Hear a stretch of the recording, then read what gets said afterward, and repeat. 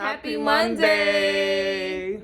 Okay, so I know you just watched our divorced and pregnant video that we put up yesterday, the first day of March. This is the second day of March, and we're going to get in depth and get deep into what's been going on this year so far, our 2020 update. So without further ado, get into the video. Enjoy.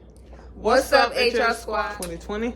So we can take y'all through our new month, new year, new decade. So we started new diets, we started new regimens, new routines, and things like that. So I would say, like, for me, I got a life coach and a business coach. And invested in both of those things. And I changed up my diet. I had a health scare. Yeah, so a lot of things has changed around the house, the way I'm eating, especially the way I'm moving. A lot of life changes here and there. Yep. So January, I would say, was a very, very, very productive month for us. We both were very busy with our jobs. So that was January. January was a great month. February was the month of my Mrs. and Mrs. Valentine's dinner party. And first of all, this is too much. I don't know who you trying to please. I'm not trying to please nobody. I can't help that my boobs are big. See, girls be doing this. There you go. Haha. Don't move it. I didn't move it. I'm supposed to record like this. She been feeling herself lately, bro. Like, all these famous people be on her. She's 99. Don't say that. So the Valentine's dinner party, I was planning because it was February 14th, Friday evening. And had couples flying in and driving down, so I had to make it happen. And as you have probably watched in past videos, the Mrs. and Mrs. events take a lot out of me mentally, emotionally, and physically. Not emotionally, mentally and physically it takes a lot out of me because I plan it solo, majority. So this was no different. This was a lot of energy that it took from me, but it happened. And you can see like the recap video or photos from it. I will have the link below. Right. And it's on Mrs. and Mrs. page, and it's on our couples page. This is your second Valentine's dinner party. Yes, and I made the decision that will be the last one. I'm going to slow down on Valentine's events. I'll do other things with Mrs. and Mrs., but no more Valentine's. And then right after the Valentine's dinner party, which was the 14th, literally the next day, I got really sick. And I was sick for 2 weeks. Yeah, 2 weeks straight. 2 weeks straight. I'm talking about migraines, anemia, like kicked in, flared up, I guess you can say. Iron very low, anxiety high. I mean, it was really bad, really dark. It was a heavy 2 weeks for me. Yeah. So I went from, having a successful event to being bedridden for 2 weeks. I literally just a few days ago just started to get better. So I dedicated March to being like a month of me getting back to where my January was, which is productive. Yeah. So that's how my 2020 has been so far. My 2020 has been all right. I mean, health scare. I have health scare with the high blood pressure and me changing my diet, me changing my routine. Just focusing on home, being there for this one. She's been really sick, so just picking up the slack around the house. Yeah. And just getting back to our January, basically. Because January we started strong with like this, that, and then the Valentine's creeped up. And then so March is just like a reset button for us. And today being the first day of the month, we just want to get back to basics. Have a healthy marriage, go back to the drawing board, especially for me.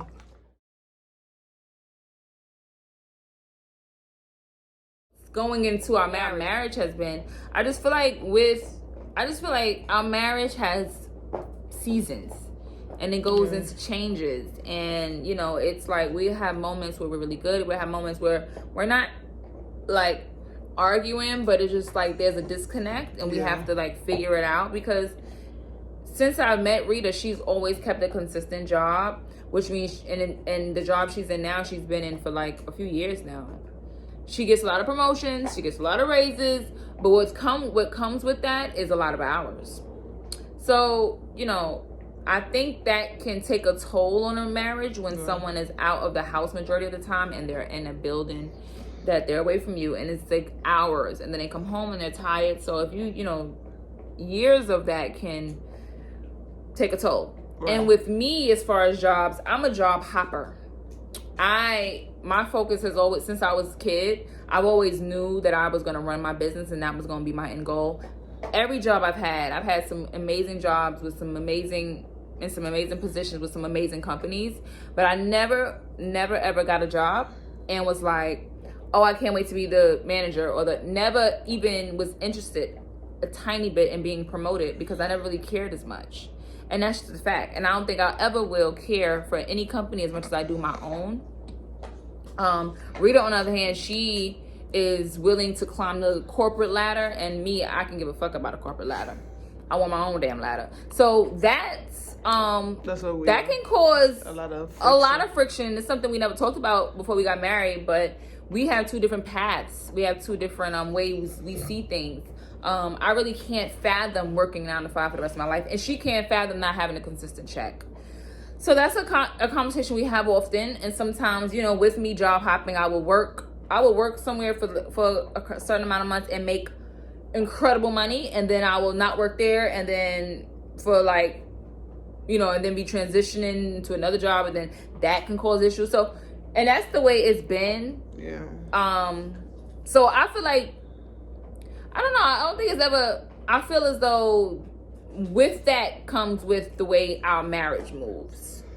Yeah, but I mean, the way you work is more like seasonal, so it's like that's how it is. Yeah. So it's like there's nothing you could do about it. Just like you said, you can't work somewhere like a year or whatever. You just over it. But I can't tolerate a lot of things.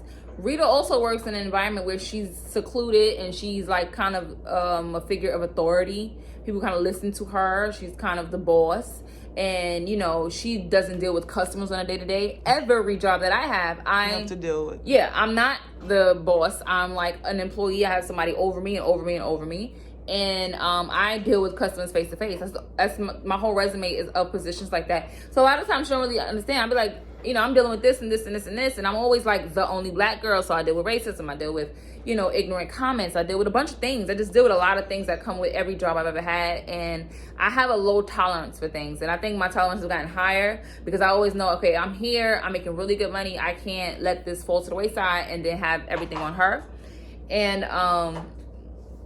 so I would deal with more things than I would usually until it gets really bad. Yeah. And then it's like, okay, the disrespect is like, I would have to walk out because it's so bad. And it's a consistent thing. It's almost like, it's a constant thing that I deal with. No matter the job, no matter the position, no matter the pay, no matter the corporation, it's some type of disrespect. It's some type of... But if every job is treating you the same way, then I think it's a thing.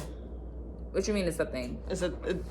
I'm not saying it's a norm we have to accept, but it is what it is, basically. That's why I always feel as though that's why I can never do that for the rest of my life. Right. And I don't know nobody who loves their job.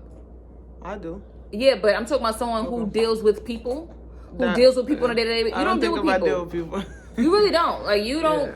Yeah. You have quick interaction with the customer, especially in New York, especially in Manhattan. Everywhere I work, the customer clientele is bougie, very upscale, very high end. They always come first. Exactly, which means your opinion doesn't matter. No, you don't. What opinion? And then they come in very nose in air. I mean, it's a lot. But with the differences of how we see our lifestyle or how we go about our daily jobs, it can cause friction in the marriage because I'm like, okay, well, how can we do this and how do we do that? Or how do we agree on that? So right now we're in a good space. I think that we could be better. Yeah. I think we have been better. And we just need to have more fun, I guess. Yeah, we need to include more fun and activities. More fun. No. Now it just become like real I feel like it's just become real routine. We wake up, we do the same thing. It's the same thing. and there was a time where we would do like spontaneous things like that. So the first few years of being in a relationship or being married and we in this space, we would think, well, I would think divorce. Like, I'm like, oh no, our marriage is over. But now that we've been together so long, it'll be 7 years next month. 7 years together. Darn it! 4 years married. And 4 years married. So we kind of have it, we've accepted that our marriage is in seasons. Our marriage goes through these ups and downs. Yeah, so I don't really we don't really buckle and break down over a moment where like, oh no, it's failing. Yeah. We just be like, okay, we got to get back at it. Right. We got to work on it. Marriages work consistently. And that's why I make like the intimacy playbook for Mrs. and Mrs. That's why I make the challenge, because we get it.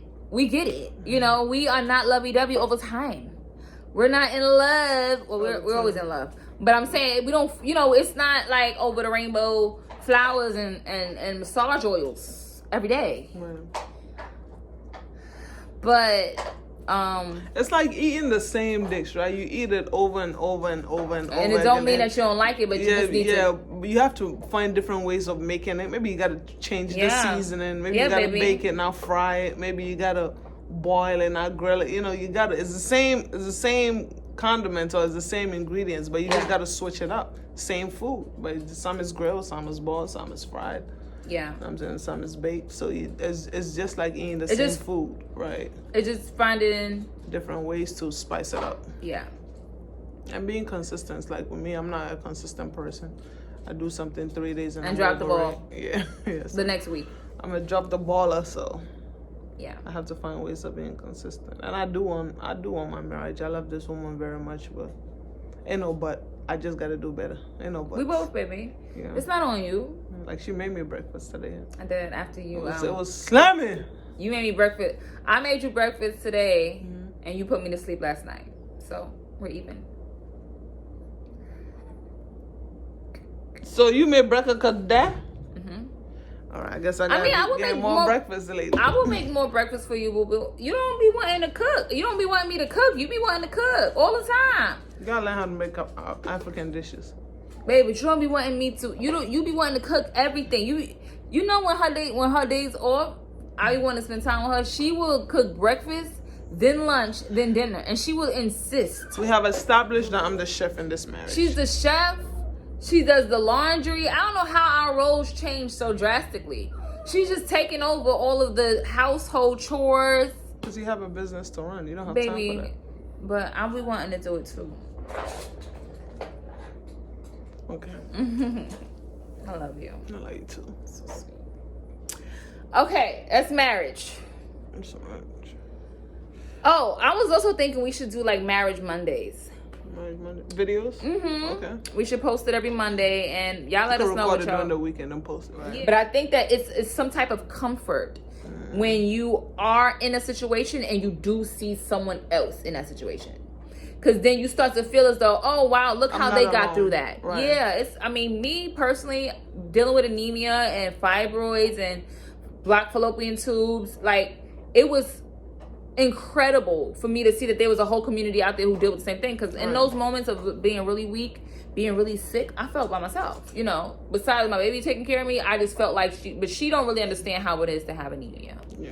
So, yeah, there's some type of comfort in it. And knowing that there's other couples that go through the same things that you do, even the ones that you look up to, and the ones that you admire.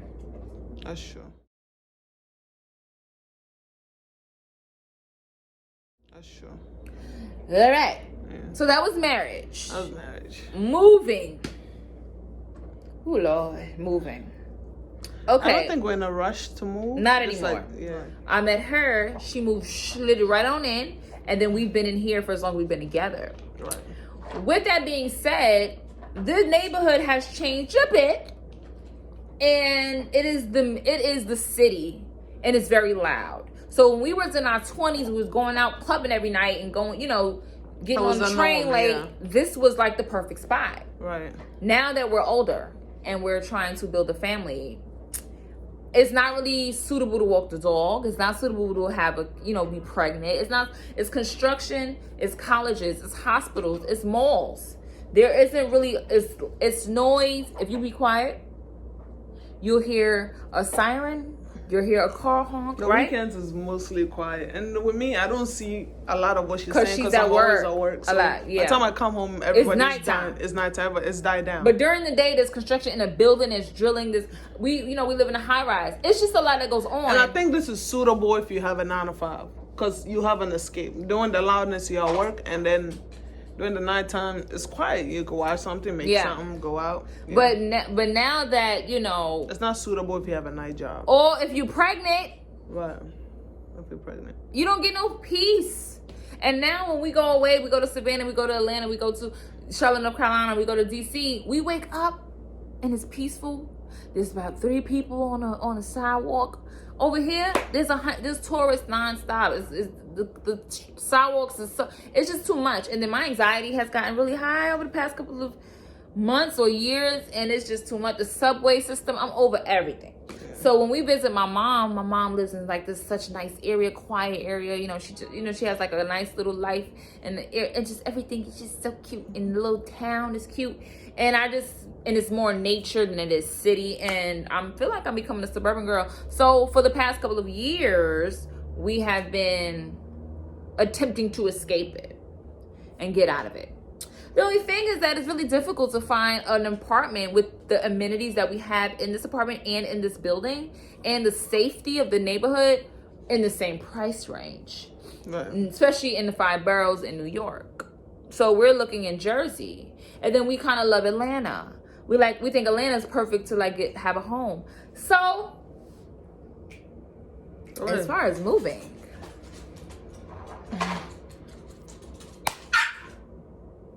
we on standstill. Yeah, we don't know, and that's the truth. We don't have an answer. We don't have an answer. I want to move to Jersey, but I want to move to Jersey too. I don't. Damn it! I don't know I don't drive, so I don't know how to commute.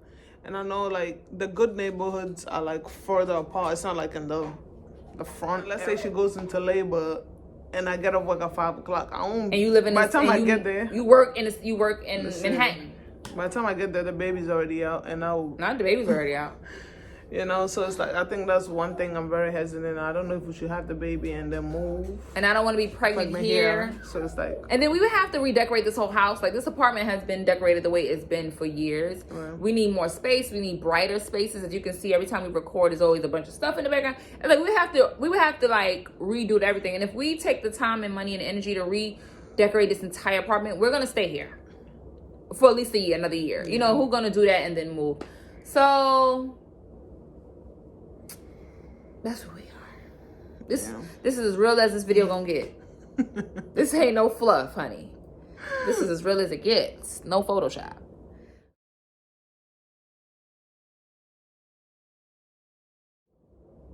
That's moving. Baby. You get so excited. Marriage, moving. Baby. MMB. Maybach music. Not Maybach music. Let me stop. Now, baby, on the last day of January, we were blessed to have good news that this vanilla skin. Oh, I love it. Light skin, child. Oh, the comments about me and shambles. But, yeah. We got good news saying that her tubes are unblocked. She naturally unblocked her tubes. I don't think they knew that they were blocked. You never said that? I don't think so. No, I think I said that on YouTube. Well, her tubes was blocked after the surgery. Her fallopian tubes was blocked after the surgery. It was scarred. Which surgery? After her fibroid surgery. Yes. Is it myomectomy? Open myomectomy. Yeah. We did a follow-up to see if we could do IVF or IUI. Yeah. After trying about 2 doctors, they said her tubes was blocked. So the only way she can block them was to have surgery. And it wasn't smart for her to go through surgery and have more scars, in her lower area. So she joined a lot of Facebook herbal women groups that talks about, having your tubes blocked. I don't know how I know all these things. Having your tubes blocked. So it was a repetitive comment about these teas you could find and especially on Amazon. I think it was on Amazon. You can find other places, but this one bought it from Amazon. She bought these 3 teas. She drank it for 3 months. She was drinking, okay? She was drinking. She was like, okay. Every morning taking Chinese herbal teas and drinking syrup. Eating taking the pill Serapeptis. Yeah. Yeah.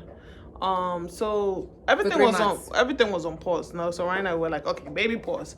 So now let's drink the TNC. So we went back to the drawing board, went back to the second fertility place that we started talking to, which is Chelsea Fertility. Yeah. We went there. They give her a HSG test to go take it to see. Yep, my second one, because the first one I took, they told me my tubes were unblocked. My tubes were blocked. So when I figured out a way to unblock them naturally, I did it, and then I took a second one. And they was like, why? It's already blocked. I said, no, but I took these teas. They're like, oh, let's see if this magic works. Right. This magic tea works. Yeah, now before that, there was a new law passed in New York saying that if your company has more than 500 employees, they will approve IVF. Right. So we're like, okay, good. We're going to wait for January 1st. So January 1st, we found out that my company wasn't approved with the IVF, but they gave us 6 tries of IUI. Yep, 6 cycles of IUI. So we're like, oh my God. So these tubes got to be blocked, or else we're going to be out of pocket. They have to be unblocked. Unblocked. Or else we're going to come out of pocket to pay about $10,000 to $15,000 just to do IVF. Yep. So we got a doctor's approval to do an HSG test. I remember I had to work that morning. She went there. She was nervous. I'm like, everything's gonna be all right. Every time she's not nervous, things go right. Because I remember on her surgery, on her fibroid surgery, she wasn't nervous. She was like, God got me. She came out. Which is crazy, because all of the weeks leading up to my surgery, I was freaking the fuck out. She was freaking out. The morning of, I had this overwhelming calm and peace that only I can explain it. And that was the same peace that she had during the morning of the HSG. Yep. So I'm like, okay, we got it. I'm at work walking around. Nervous. Yeah, I was very nervous because I remember that day I never went into the office when I got to work. I never went to the office. I was walking around, went outside, I went to all the other stores. I'm like, okay, I gotta get this one. She called me, I was like, oh. So she told me, she started crying. She was like, yo, babe, they unblocked. I'm like, what?